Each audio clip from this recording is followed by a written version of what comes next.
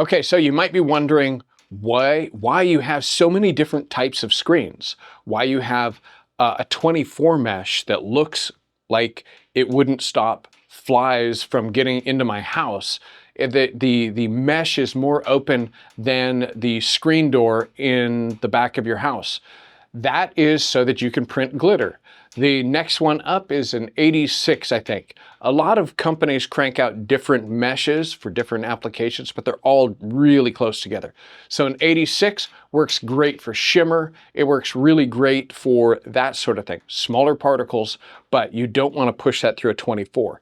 The lower the number, the less detail you can get, and the heavier the print. So as you go up, you'll find that you're able to hold greater detail and the prints are lighter, which is super fantastic and important. If you're printing really high-end stuff, you want that really thin deposit and you want high resolution. So think of them as pixels, each one of the little boxes in your mesh as pixels.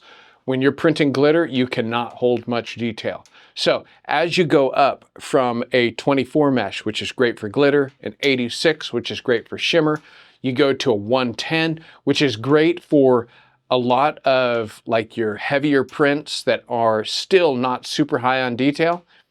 And then you go to a 156. Some people sell a 125, something in there, but a 156, 160 mesh, these are great general purpose screens. We use these a lot.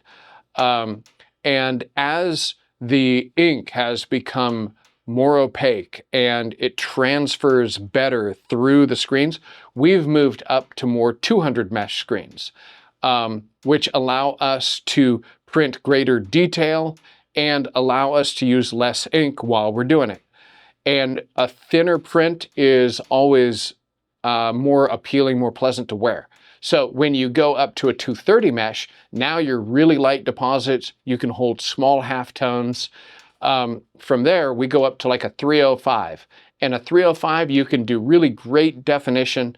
This is really great stuff for a CMYK print. The 230 is as well, but you're able to hold higher definition. So if you're trying to get fancy, do that. But there's some of this stuff that only experience teaches you. So when you're considering getting higher mesh screens, I do encourage you to buy one or two, experiment with them, see what size dot you can hold, see how you feel when you're pressing it, what the difference is in it. Don't feel obligated like you got to buy a dozen of them all at one time. So buy one or two. Feel how they burn, because depending on your equipment, they can take more or less time when you're doing your exposures, okay? I'm Adam Funderburg, the owner of High Caliber Coaching, and I will catch you in the next video. Bye-bye.